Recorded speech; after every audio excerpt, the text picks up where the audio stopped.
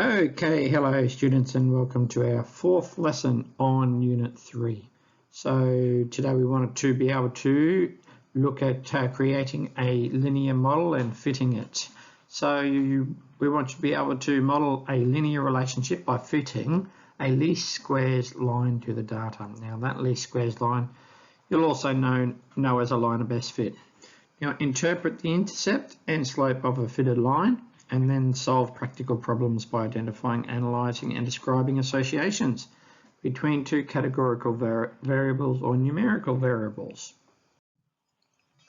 So remember with our linear equation, well, first of all, a linear graph, we have a point called the y-intercept, is where that line or that graph intercepts the axes, and then our x-intercept here is our intercept for the x-axis, so we can call this coordinate, well that's 0 there, so that's 0 and 2, so remember we write the x coordinate then the y coordinate, so that makes this one here -2, 0.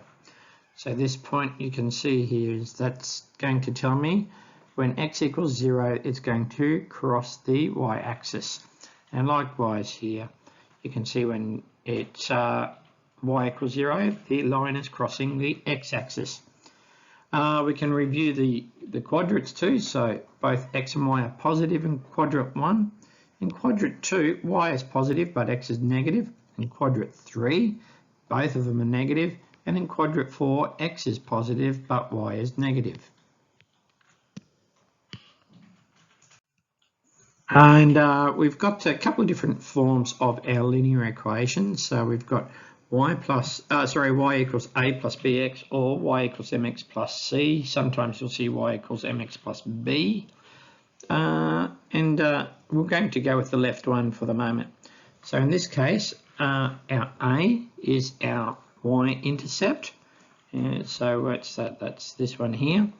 And then we've got our x-intercept, so that's the point on the line when crosses the x-axis, so that's when y equals 0. And then we have our slope or our gradient. And let's have a look at solving a line of best fit first of all. So, oh no, we're going to do this one. So we want to find some intercepts and some unit costs. So we've got, for example, the cost of a 5-minute phone call was $3. If the connection fee was $1, what was the cost per minute? So I can say, well, cost equals $1 connection fee plus the number of minutes times that rate. So in this case, our total cost was $3 and a $1 connection fee. And then we had a 5-minute call, and then we have this rate here of X. Now we can represent that as just the cost per minute, and you can see that that's 0.4. So every one you go across, you go up 0.4. So that is the gradient for our unit cost. Now remember to find the y-intercept in this formula. That's going to be here. That's our y-intercept. So what else do we want to know? The x-intercept, so we need to make the other one equal 0, so 0 equals 1 plus 5x, and then you can just solve for x, and so x in this case is 0.4. Now if we want to look at fitting a line of best fit, and so you're going to be working with bivariate data in this case, so not a nice straight line. You're going to try and place a line that have dots, approximately the same number of dots on either side of the line, and roughly the same distance. Now it's still an estimate, so people are going to do it slightly differently, but you can see here that we've got 3 dots on one side of the line, 4 dots, on either side of the line. So let's have a look here. So we're going to find the gradient and then the equation of this line. So first of all, let's find two coordinates along the line. And so I've just chosen nice, easy y-axis values, just so it's nice and easy to read. And then we can find the x-axis values. Doesn't matter which direction you go. And so we've got two sets of coordinates, 28 and 15. and 58 and 30. So remember, we're reading our x-axis coordinates before our y-axis coordinates. Then we want to calculate the gradient. So remember, the gradient is the rise over run. So how far does it go across and how far does it go up? So our rise is the points from, that's pretty dodgy because I'm freehanding it, it's the point from there to there. So we've gone from 15 up to 30. So we've gone up 15, haven't we? But how far have we gone across?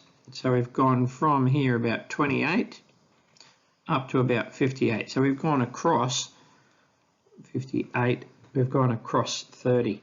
So let's look at our rise. Our rise is 30 take 15, so that's this bit here. And you can see our formula is just y2, which is this one, take y1, which is this one, and then over our run, which is this distance from left to right. So that's got to be x2, which is this one, take x1, so it's 58, take, is that 28? And we are, so there's our formula. We end up with this fraction here, 30 take 15 over 58 take 28, but that's going to be equal to 15 over 30 or 0.5. Now to determine so that's our gradient, isn't it? So to determine the y-intercept, so y equals a plus bx formula, we're just going to substitute our gradient into the equation. So in this form, that's the b. And then we can substitute in two coordinates. In this case, I've just chosen 28 and 15, so these are the first ones there. I said, well, my y value is 15, so I've put it there. And my x value is 28, so I've put it there. So you can see that I've just substituted in the y and the x value.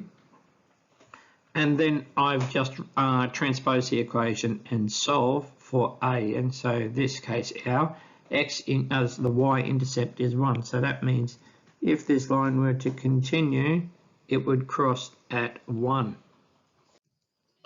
So we've today looked at just putting in a line of best fit. Now this is also known as a least squares line. And when the line of best fit is done by eye, it's going to be slightly different. So it is an estimate. Now if there is a linear association, so it could be positive or negative, interpret that gradient. So what is that b value from the linear equation? Tell me what the y-intercept is, and then tell me the strength of the relationship using the correlation coefficient. So there's three values there to recall or to describe the least squares line. So if you're confident you can do this, you can work into the mastery lessons now, please.